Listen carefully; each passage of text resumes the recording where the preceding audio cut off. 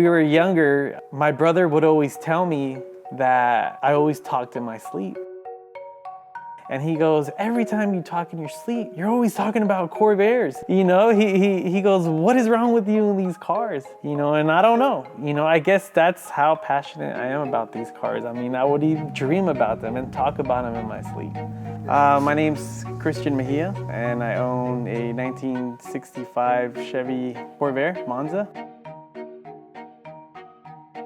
I fell in love with Corvair at a very young age. I was either 4 or 5.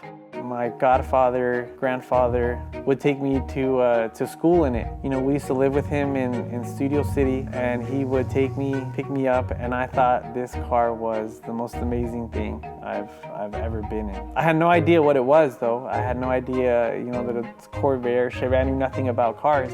All I knew is that I loved this car, and I would get super excited, you know, when I knew he was gonna pick me up or take me to school. I just look forward to those days, you know, because to me it was just amazing. I don't know what it was, but it just was, and I was hooked.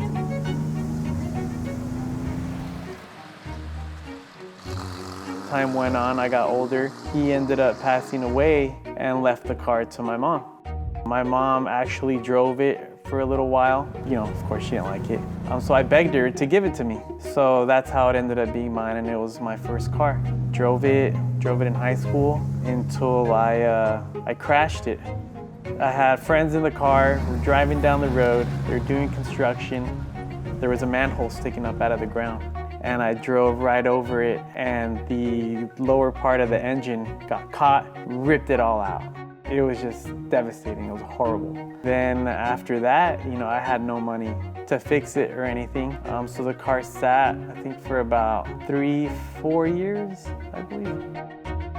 Until I wanted to fix it, I wanted to drive it again. So I ended up selling my daily driver that I had. And with that money, I used to fix it. So of course I was left with no car. I was riding the bus.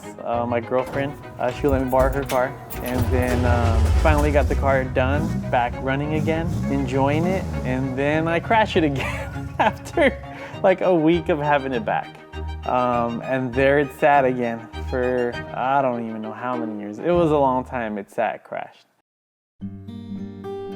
Until I finally had, you know, money again to where I could fix it. Basically, it's kind of morphed into this. I took it all apart, got everything redone, body redone, and slowly got it back together. I would say in 2009, it was finally a car again.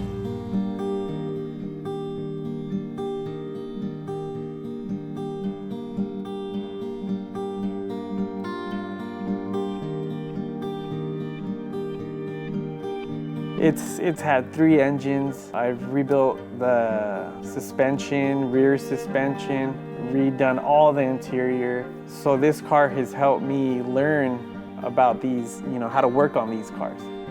And now I'm fortunate enough, you know, that I'm able to have a lot more, and to where I could really, you know, work on them myself and restore them.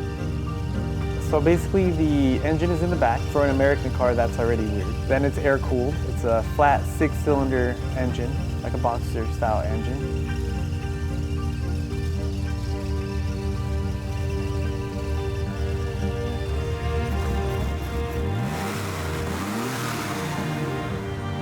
People look at it and they don't understand how possibly that belt can stay on. That it's like no other American car ever made. The custom things I've done to the car, one is the wheels. Dayton Wire Wheel made the wheels for me. Custom offsets, they're triple cross lace wire wheels. I was kind of going for like an old Bentley look where they have the big wire wheels, they're black with chrome knockoffs. That's kind of where I got the idea. Another thing that I've done to the car is the air ride suspension that it has, particularly the front end. It's a cantilever pushrod style suspension. The steering wheel is also another cool feature on the car that we've done. It's actually been resized a little bit over 1 inch. It's been downsized, which I think looks pretty cool. It's easier to get in and out of the car because you don't have this big bus, you know, steering wheel.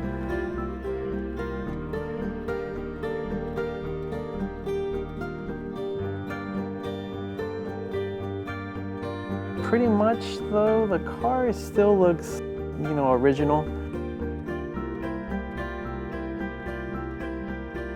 Other than some small modifications like no door handles, no wipers, just to give it a smoother, cleaner look.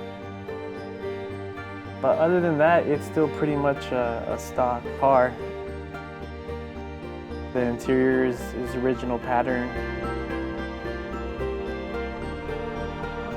These cars had a bad reputation in the beginning, in the first version of this car, the early models, because of its old swing axle style suspension, saying of course that it's unsafe, that it would roll over, things like that.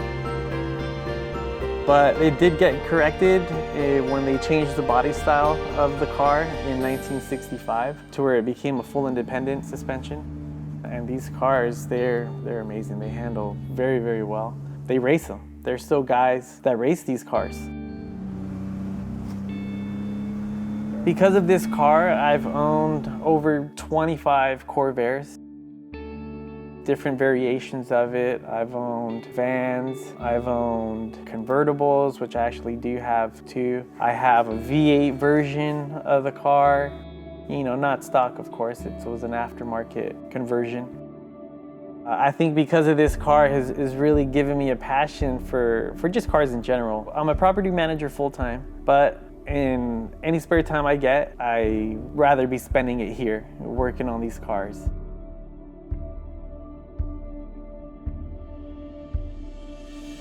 I'm lucky enough to have this warehouse now where I could keep them, I could work on them. I enjoy rebuilding them to where they're custom like this. I enjoy them original. I enjoy them to when you make them into race cars especially. It's one of my favorite.